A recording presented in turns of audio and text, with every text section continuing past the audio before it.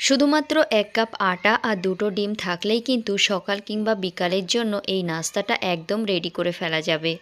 এই রেসিপিটা কিন্তু খুবই হেলদি হয় আর বানাতে কিন্তু একদম টাইম লাগে না। মাত্র ১০ থেকে ১৫ মিনিটের মধ্যেই কিন্তু এটা বানিয়ে ফেলতে পারবে। তো আমি এখানে ১ কাপের মতো গমের আটা নিয়ে নিলাম। তোমরা এর পরিবর্তে ময়দাটাও ব্যবহার করতে পারো। এর ভিতরে আমি স্বাদ মতো নুন দিয়ে দিলাম। তার সঙ্গে এখানে সামান্য একটু চিলি ফ্লেক্স দিয়ে দিলাম। যদি বাচ্চাদের জন্য বানাও তাহলে এটা অ্যাভয়েড করতে পারো। আর এখানে সামান্য গোলমরিচের গুঁড়ো। এবার আমি যে কাপ দিয়ে আটা মেপেছি সেই কাপেরই ১ কাপ পানি নিয়ে নিলাম আর ১ কাপ পানি আমি এখানে পুরোটাই অ্যাড করেছি, কিন্তু আমার এখানে আরোটা পানি লাগবে, তাই আমি এখানে হাফ কাপের মতো আরও পানি নিয়েছি। এই পানিটা কিন্তু আমি অল্প অল্প করেই দেব। এখানে একটা ব্যাটার তৈরি করতে হবে, কিন্তু ব্যাটারটা একদম পাতলা করে ফেলা যাবে না, আবার অনেকটা ঘনও করা যাবে না। মিডিয়াম থিকনেসের একটা ব্যাটার বানিয়ে নিতে হবে আর খেয়াল রাখতে হবে এর ভিতরে যেন লাম্পস না পড়ে। তো আমি তোমাদেরকে দেখিয়ে দিচ্ছি ব্যাটারটা ঠিক কেমন হওয়া দরকার।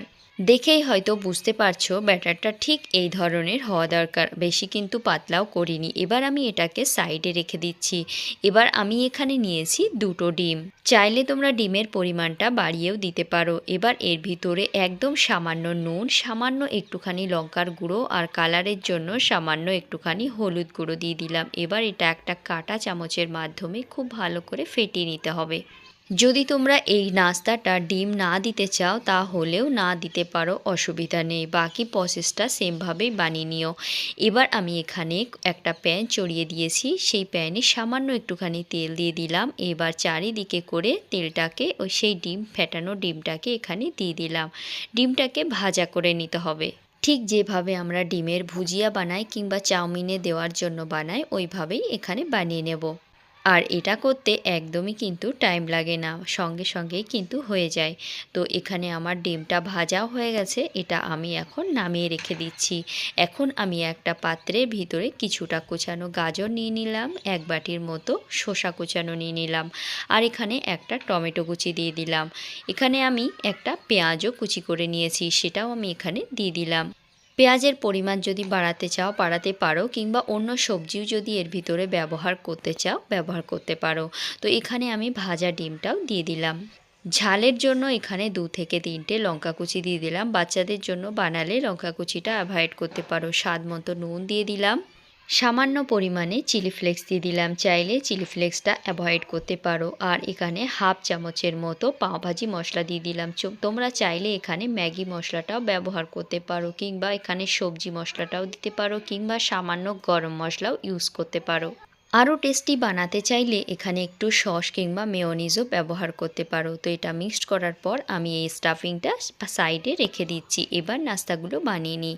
এখানে গ্যাসের উপর আমি একটা ননস্টিকের প্যান বসিয়েছি আর সামান্য তেল একটু ব্রাশ করে নেব। এখানে একদম বেশি তেল দেওয়ার কিন্তু মোটেও প্রয়োজন নেই।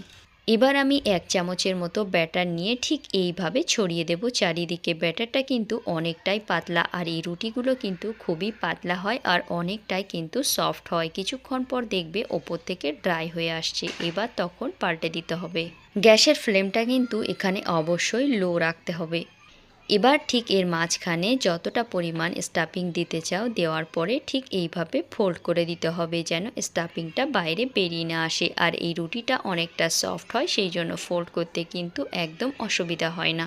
প্যানের ভিতরে যদি এই রুটিটা অনেকক্ষণ রেখে থাকো তাহলে ক্রিস্পি হয়ে যাবে আর ফোল্ড করতে কিন্তু তখন অসুবিধা হবে। সেই জন্য নরম থাকা অবস্থায় এই কাজটা করলে কিন্তু সঙ্গে সঙ্গেই রেডি হয়ে যাবে। তো আমার এখানে একটা নাস্তা রেডি, আমি এইভাবেই সমস্তগুলো বানিয়ে নেব। তো দেখতেই পাচ্ছ কত সহজে সমস্ত নাস্তাগুলো আমি এখানে বানিয়ে রেডি করে নিলাম। আশা করছি রেসিপিটা তোমাদের ভালো লেগেছে। যদি ভালো লেগে থাকে তাহলে ভিডিওতে একটা লাইক করে দিও। আর আমার চ্যানেলে যদি নতুন বন্ধু হয়ে থাকো তাহলে চ্যানেলটাকে সাবস্ক্রাইব করে পাশে থেকো। তাহলে আজকের মতো আসি, আবার দেখা হবে একটা নতুন ভিডিওতে। Bye bye.